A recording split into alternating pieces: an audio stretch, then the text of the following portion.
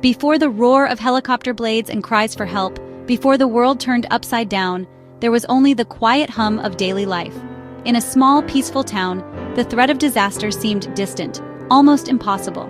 But sometimes, the most extraordinary stories begin in the most ordinary places.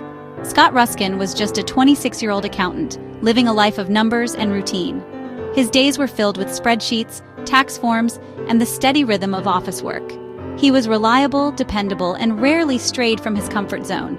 But something deeper called to him, a need to serve, to make a real difference. Scott often found himself gazing out the window, wondering if there was more to life than balance sheets and deadlines. He dreamed of purpose, of being someone others could count on in their darkest hour.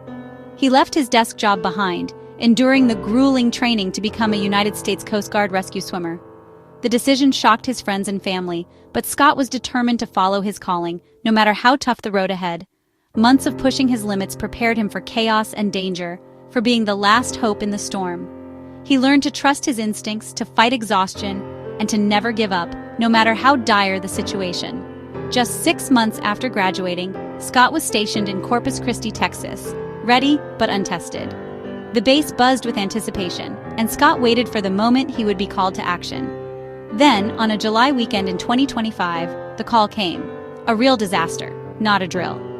The tension in the air was electric as the team sprang into action, knowing lives were at stake. The quiet accountant was about to face his first mission, flying straight into a storm that would define his life. Every lesson, every sacrifice had led to this moment. The storm was gathering, and Scott Ruskan was ready to answer. In the face of danger, he would discover what it truly meant to be a hero. Over the July 4th weekend, a record-shattering storm hit central Texas, unleashing relentless rain and fierce winds that battered the region for hours. The skies darkened as the storm intensified, and communities across the area braced for the worst, unaware of just how devastating the coming hours would be.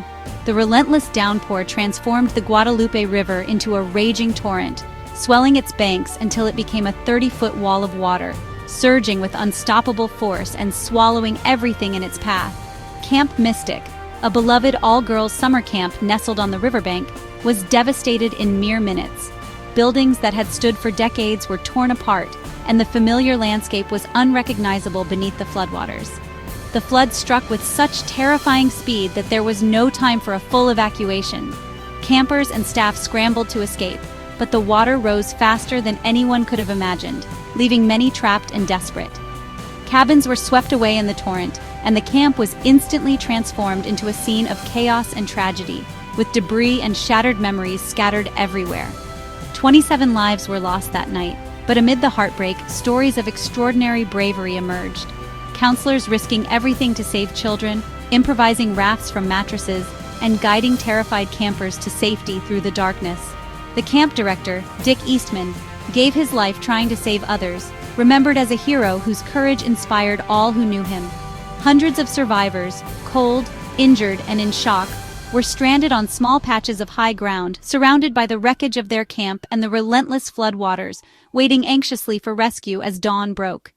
10 campers and 1 counselor were still missing as rescue teams searched tirelessly, while anxious families and friends waited for any word, their hope fading with each passing hour. The disaster at Camp Mystic was just one part of a catastrophe that claimed over 100 lives across central Texas, leaving scars on families and communities that would last for generations. The Coast Guard in Corpus Christi received the distress call just as the first light of dawn crept over the horizon. The urgency in the caller's voice was unmistakable. Lives were at stake, and time was running out. Within minutes, the command center was a flurry of activity, as teams scrambled to coordinate a response to the unfolding disaster. For Scott and his crew, reaching the disaster zone meant flying directly into the heart of a relentless storm. The sky was a wall of gray. Rain lashed the windows, and visibility was almost zero. Every mile forward was a test of skill and courage. What should have been a routine 1-hour flight quickly turned into a grueling 6-hour ordeal.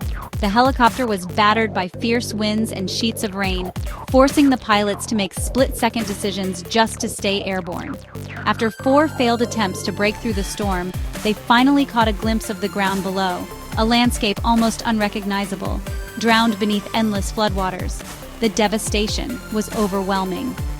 Near Camp Mystic, the crew was faced with an agonizing decision. Another site nearby was also in desperate need of rescue, but the helicopter's capacity was limited. Every seat could mean the difference between life and death. Without hesitation, Scott volunteered to stay behind at Camp Mystic, giving up his spot so that more children could be saved and flown to safety. His selfless act allowed the crew to evacuate as many young lives as possible. Alone, Scott was lowered by cable into the chaos below, becoming the only Coast Guard presence at the camp. The wind whipped around him as he touched down in the flooded grounds, surrounded by uncertainty.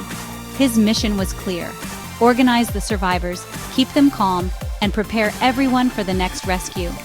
In the heart of disaster, Scott's courage and leadership would make all the difference.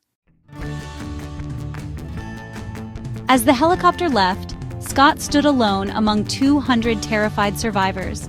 With no communication, he relied on his training to bring order and hope. He moved among the children, calming fears, tending wounds, and listening to their stories of survival. Scott organized the group, prioritized the injured, and explained the rescue plan.